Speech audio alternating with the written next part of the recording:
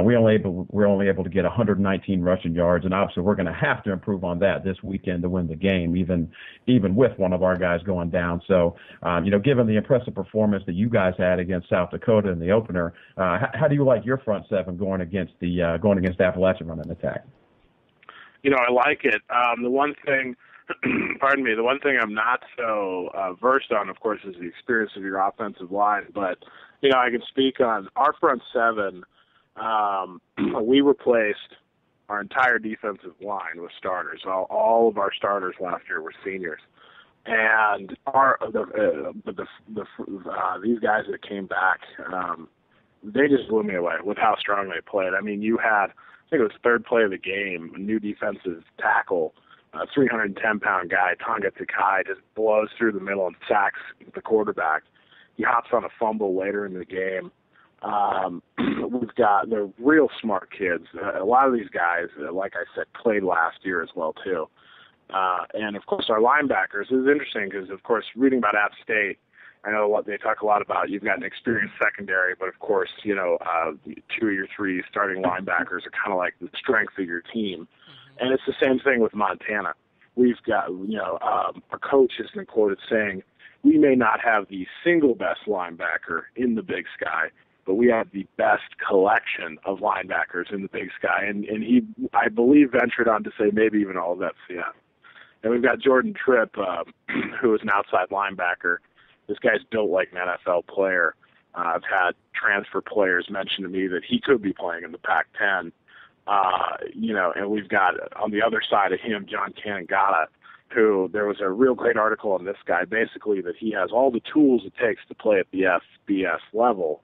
But the one thing is that he's 5'11". So it's kind of like we lucked out because he just didn't grow enough, basically. And, a sack and an interception. I can't remember, 6 or 7 tackles in the game. So our front seven played incredibly well. And we've got good depth there as well, too. App's going to see a mix. We'll go 4-3. We'll go 3-4. And we have situational pass rush specialists that we'll use, too. So, I mean, it's going to – our new defensive coordinator, who was our linebackers coach last year and then was also linebackers coach before when Bobby Houck, who's now at UNLV, was here, Ty Gregorak, throws a lot of wrinkles in there and has he usually cooks up a lot of surprises for opponents. So I think that is the strength, and obviously looking at it from a perspective where we hope the Grizz win, at least I hope the Grizz win, and everyone here in Missoula does too. What we want to see is that front seven dominate line of scrimmage, and if we can keep App 100, 119 or less on the ground like ECU did, that's going to help us go a long way. Because we're going to try to make you one-dimensional because of these front seven. So that's the hope. We're too deep at linebackers. We get a lot of talent there. We're hoping it's just going to be a tough day running the ball. It's too bad on Chisholm. I hate to hear when guys go out with injuries. You never want to hear that, regardless if it's on your team or across the, with the opponent. But hopefully we don't let you guys run wild on us. Yeah, it's. I feel like from our standpoint, from Appalachian standpoint, one thing that we're looking at going into this game is the key is very much the same we thought going into the East Carolina game, and that if our offensive line is able to hold up and we can move the ball on the ground, we're going to be all right. I think that. Honestly, I think our offensive line did perform pretty well against East Carolina. Obviously, it's always going to, put a big kink in your game plan when, halfway through the game, your number one guy goes down. So that did play an effect. The offensive line were pretty good. They didn't give up a sack in pass protection, and for the most part, they did all right in opening up some holes for the running backs as well. But as you touched on experience, we have our offensive line is 3 sophomores and 2 juniors. Of those guys.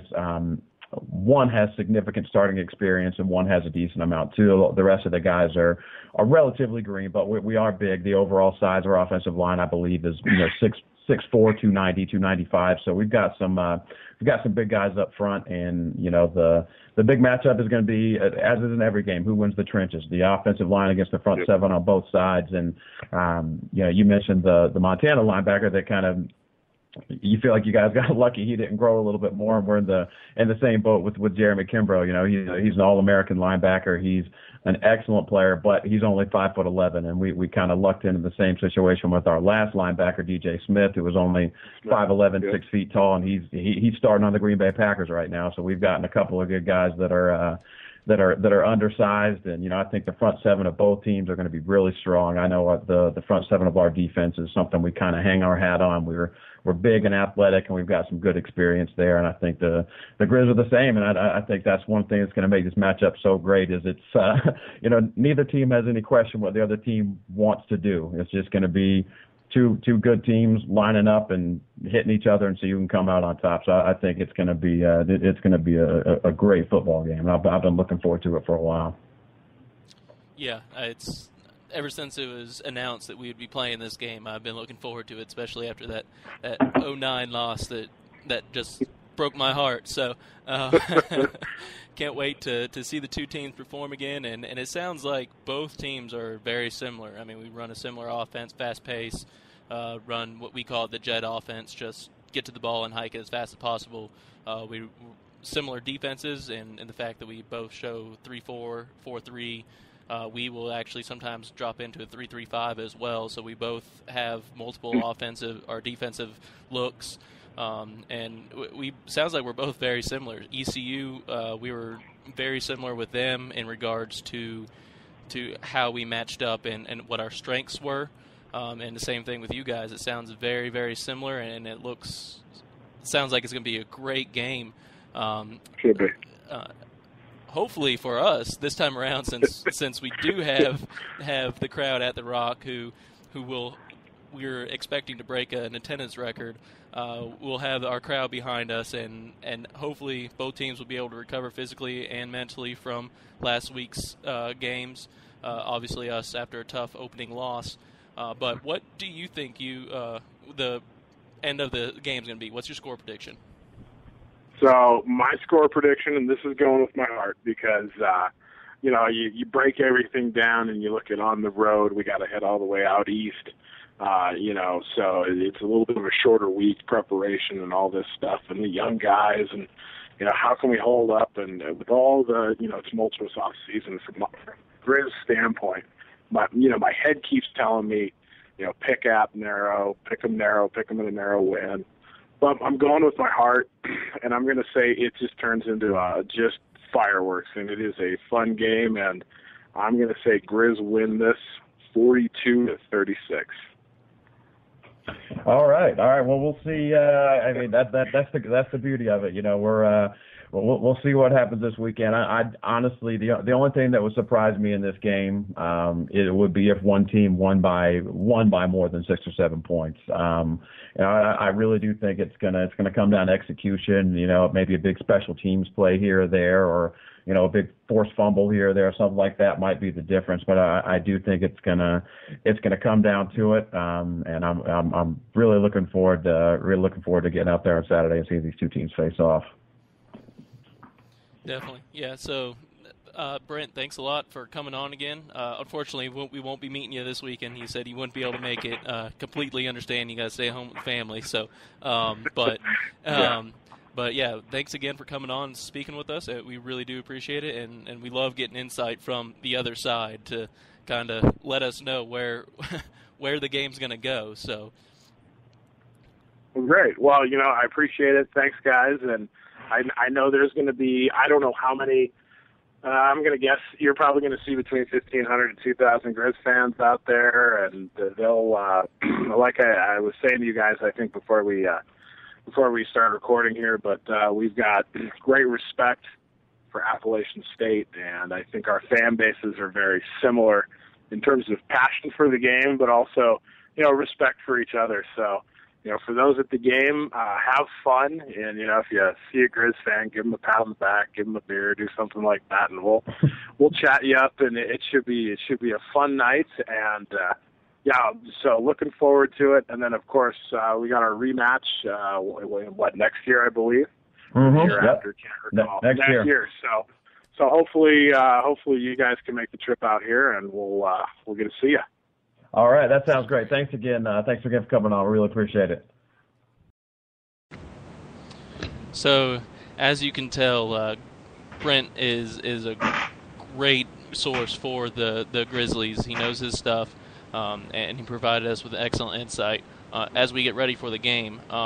First, I want to apologize for the the messed up at the beginning of the interview. I don't know what happened. Apparently, I uploaded the wrong clip, so I apologize for that. That was a recorded clip. Again, we couldn't get him with the time differences between Montana and here, and just everybody's work schedules and everything. We couldn't get him in live, unfortunately, so we had to record it ahead of time. So I apologize for that. And next, I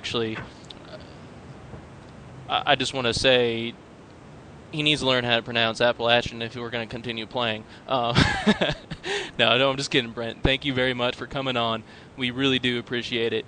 And during our conversation with him, he mentioned a couple of matchups in particular that he knows will be vital in determining who comes out on top. And so, Mike, which battles do you think are going to be the most important?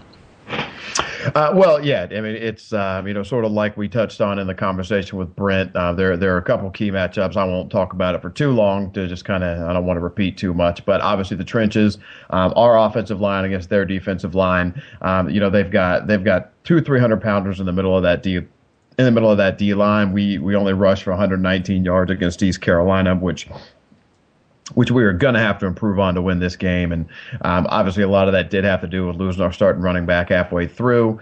We should be able to adjust here in practice this week and figure out what the running back pecking order is going to be, and hopefully be able to improve on that. That'll be a huge key. And then on the other side, our defensive line against their offensive line, their offensive line averages 306 pounds. They're especially big on the right side. Their right guard, William Poles, is 6'8", 320 pounds. The right tackle, Danny Kistler, is 6'8", 325 pounds. They ran for 315 yards against South Dakota. I do think that they'll face a little bigger challenge this week than they did last week. Our defensive line is very talented and very fast. With all the guys we rotate in there, from Deuce Robinson to that bandit spot that kind of serves as a defensive end hybrid, and Ronald Blair and Devontae Harris, and then with Thomas Bronson and Stephen Burns rotating out there at nose tackle. We've got a lot of good athletes. I think we'll challenge them a little bit more than they were last week. So I'm obviously, if they duplicate that effort rushing that they did last week, we're in big trouble. But that is still going to be a key matchup, and we're not going to totally shut down their running game. We've got to contain them. They can't be out there getting first downs on the ground at will. And then I think on both sides, the receivers in the secondary is huge as well. Our secondary obviously took a big hit. Doug Middleton's not going to be playing. He's out for the year, and so we've got to figure out how we're going to replace him, what the rotations are going to be at corner, and depending on whether maybe we have guys sliding over, what the rotation might end up looking like at safety and star. So they're going to be shifting some things around in the secondary, and it's going to be interesting to see how they respond. I mean, it's only going to be McKinney's second game, but he spread the ball around to 8 different receivers last week. So we're going to have to be on our toes in the secondary. That's a big matchup. And then on the other side of the ball, same thing with us. Jamal spread it around to 8 different guys. Tony Washington had a huge game, 7 catches for 102 yards. Andrew Peacock, as usual, solid, 5 catches for 77 yards, and both those guys are experienced. They're veterans. We're going to have to lean on them. And then true freshman Malachi Jones, I thought, was really, really impressive in his debut, catching 5 balls for 69 yards. So we've got some depth there, even without Sean Price in the lineup. So that is an area that I think similar to what I said going into ECU, I think that's an area we should be able to take advantage of. I don't think, to be frank, I don't think we're going to play an offense, I don't think we're going to face a defense this year that our offense is not going to match up with favorably in terms of the really talented stable of wide receivers we have. So those are the 4 biggest matchups I see going into the game. Yeah, definitely. I agree 100% on all fronts. Again, if we can run the ball and stop their run, that's going to be the key. Our run game is always what opens up our pass game, but at the same time, we seemingly had an open receiver on every play, it seemed like, against ECU, and likely their secondary is likely a little bit better than Montana's. So who knows what's going to happen. I like our speed against Montana, but I also said that in 2009, and we all know what happened. So I think if we stop their run game, that's going to be the key, and if we develop a run game, that's going to be a key on offense, of course. So, as always, we started this last week. We'll continue this from here on forward. We're going